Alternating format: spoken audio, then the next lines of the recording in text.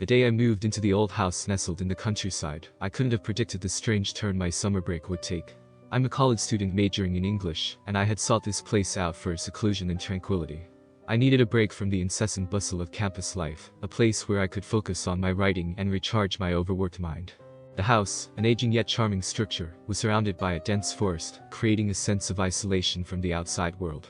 It was exactly what I had been looking for. As I unpacked my belongings, the rustic feel of the wooden floors and the faint scent of pine in the air made me feel at home. I spent the rest of the day settling in, exploring the creaky rooms filled with quaint old-fashioned furniture. By evening, I felt a sense of accomplishment and looked forward to a peaceful night's sleep in my new retreat. But peace was the last thing I found that night. I remember waking up, startled, to a sound so unexpected in such a remote place. The unmistakable rumble and whistle of a train. I lay in bed, my heart pounding, as the sound grew louder, seemingly passing right by my house. The walls vibrated with the force of it, and for a moment, I felt as though I was right beside the tracks. But that was the thing, there were no tracks nearby. No railway stations, no signs of any train routes in the area. I had checked the maps meticulously before choosing this place. Confused and still half asleep, I peered out the window into the darkness, but there was nothing to see, just the still, quiet woods. The sound eventually faded, leaving behind a heavy silence. I tried to convince myself it was a dream, a product of my tired mind, but the realism of it gnawed at me. I lay awake for hours, staring at the ceiling, wondering about the source of those phantom train sounds. Little did I know, that night was just the beginning of a summer that would challenge everything I believed about reality. The next morning, I woke up feeling unrested, the sound of the train still echoing in my mind. I tried to shake off the eerie feeling as I made coffee, telling myself it was just a figment of my imagination, a vivid dream, nothing more. But the rational explanations did little to ease my unease. Determined to find some logical answer, I decided to ask the neighbors. The nearest house was a good half-mile walk through the woods. The path was overgrown, indicating few ventured this way. Mrs. Thompson, the elderly lady who lived there, greeted me with a mix of curiosity and wariness. When I mentioned the train, her expression changed subtly, a flicker of something I couldn't quite place. Was it fear? Discomfort? "Oh, you must have been dreaming, dear," she said with a forced smile. "There haven't been trains around here for decades. The old tracks were removed long before you were born." Her words should have been reassuring, but they weren't. Instead, they deepened the mystery. If there were no tracks, then what had I heard last night? That evening, as I tried to focus on writing, the anticipation gnawed at me. Would I hear the train again? Part of me hoped I wouldn't, that it had indeed been a one-off occurrence. Yet, another part, perhaps the writer in me, was intrigued, almost hopeful for a repeat. And sure enough, as the clock struck midnight, the sound returned. The distant whistle, the rumbling that grew steadily louder, as if a train were barreling towards the house. This time, I rushed to the window, peering out into the night. There was nothing but the pale glow of the moon over the silent woods. The sound lasted longer this time, and I could swear I heard something else, faint voices, a distant melody, like music from another era. It was mesmerizing and terrifying all at once. When the sound finally faded, I was left in a daze, my heart racing, my mind reeling with questions. What was happening here? Was I losing my grip on reality, or was there something more to this house, this secluded spot in the woods? One thing was clear, I couldn't ignore this. I had to find out the truth behind these phantom rails. The following days turned into a blur of obsession and fear. Each night, the train returned, its ghostly whistle piercing the silence of the countryside. With every passing, the sounds seemed to grow more vivid, more tangible.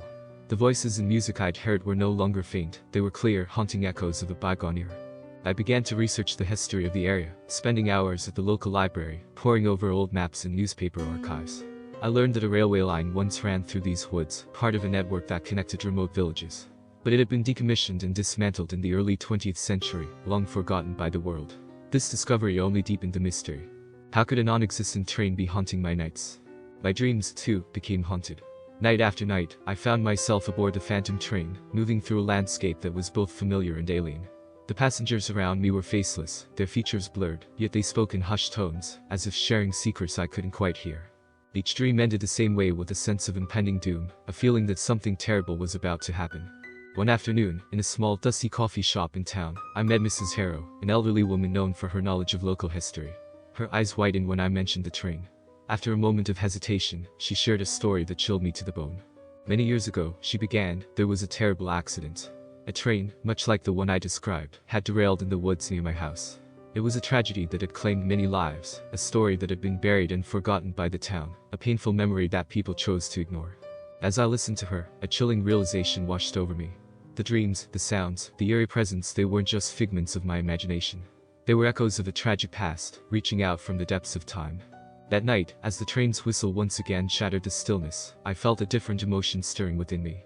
Not just fear, but a sense of purpose. I needed to uncover the full story of the accident, to understand why these restless spirits were reaching out to me. I sensed that they were trapped, bound to the site of their tragedy, and perhaps, in some way, I could help them find peace. As the days turned to weeks, my life became consumed by the mystery of the phantom train. The nightly visits continued, each one more intense and unsettling than the last.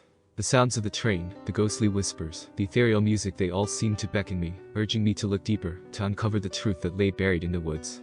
I had gathered every piece of information I could find about the train accident. It had occurred on a foggy night, much like the ones I had experienced. The train, filled with passengers, had inexplicably veered off the tracks, crashing into the dense forest. The official reports were scarce, and it seemed as though the incident had been hastily covered up, relegated to a forgotten chapter in the town's history. But the spirits of those lost souls refused to be forgotten. Each night, as the train's whistle cut through the silence, I felt their presence more acutely. Their whispers grew louder, their pleas more desperate. It was as if they were calling me, guiding me towards something. Then, one fateful night, I decided to confront the mystery head-on. I stayed awake, my eyes fixed on the clock, waiting for midnight to strike. As the familiar sounds of the train began, something within me shifted. I was no longer a passive observer, I was part of this spectral world. I felt an overwhelming urge to follow the sound, to trace the path of the ghostly train. As if in a trance, I left my house and ventured into the woods. The night was eerily calm, the moon casting long shadows between the trees. The sound of the train grew louder, its whistle more insistent, guiding me deeper into the forest. Then, suddenly, the world around me changed. The trees seemed to blur into motion, and for a moment, I saw it, the phantom train, a spectral locomotive barreling through the night. Its carriages were filled with ghostly figures, their faces lost in the shadows, their eyes reflecting a profound sadness. I stood there, rooted to the spot, as the train passed before me. It was a hauntingly beautiful yet terrifying sight, to glimpse into a world that existed between the living and the dead. As the last carriage disappeared into the darkness, I found myself alone again in the silent woods. But something had changed. I now knew that the spirits of the train were real, trapped in an endless loop of their final journey.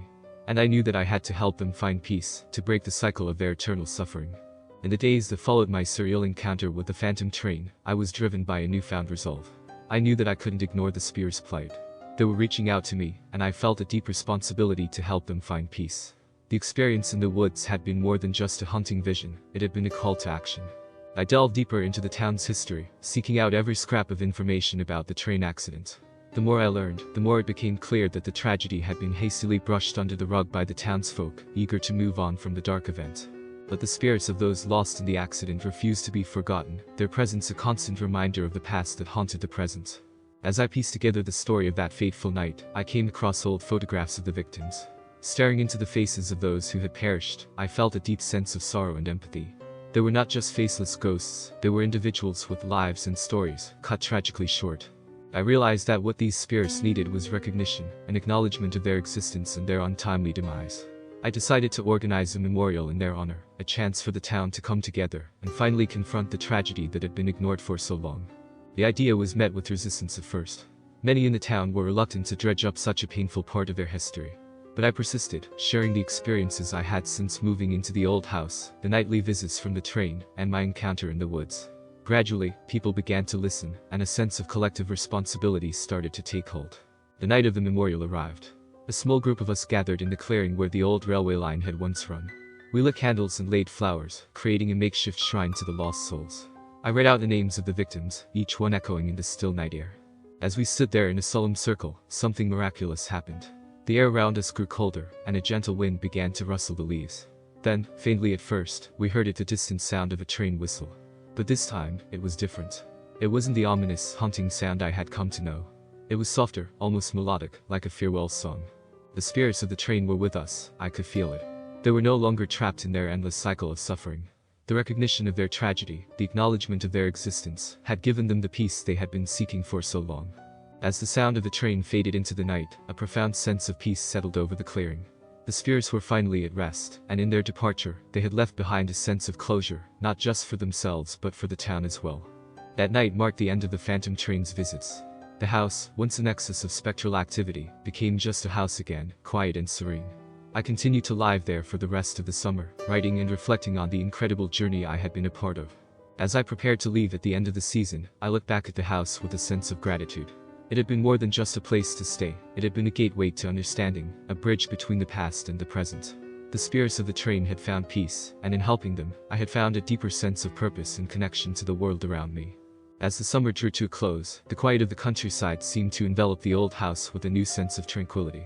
The nightly echoes of the phantom train had ceased, and in their absence, a peaceful stillness reigned. I spent my last days in the house reflecting on the extraordinary events of the past weeks. The experience had changed me, leaving an indelible mark on my soul. I realized that my summer had been about more than just escape and solitude. It had been a journey into the heart of a mystery, a confrontation with the past, and a lesson in the power of acknowledgement and memory. The spirits of the train, once trapped in their perpetual sorrow, were now free, and in their liberation, I found a deeper understanding of life's impermanence, and the importance of remembering those who have gone before us. On my final day, I took one last walk through the woods, following the overgrown path where the old railway once lay. The air was filled with the sounds of nature, a stark contrast to the ghostly whistles and rumblings that had once filled the night. I felt a sense of closure, a feeling that the story of the phantom train was complete. As I packed my car, ready to return to the bustle of college life, I looked back at the house. It no longer seemed like just an old rustic building. It was a place where the past and present had intersected, where a forgotten tragedy had been brought to light, and where restless spirits had found peace. Driving away, I carried with me not only my belongings, but also the memories and lessons of that summer. The experience had given me a new perspective on life, death, and the echoes of history that linger in forgotten places. The story of the phantom train would stay with me, a reminder of the mysteries that exist just beyond the veil of the known world. As the house disappeared from view, I felt a profound sense of gratitude. What had started as a quest for solitude had become an adventure into the unknown, a testament to the enduring power of memory, and the unbreakable bonds that connect us to the past. The spirits of the train were at peace, and so was I, ready to face the future with a renewed sense of wonder and respect for the mysteries that surround us.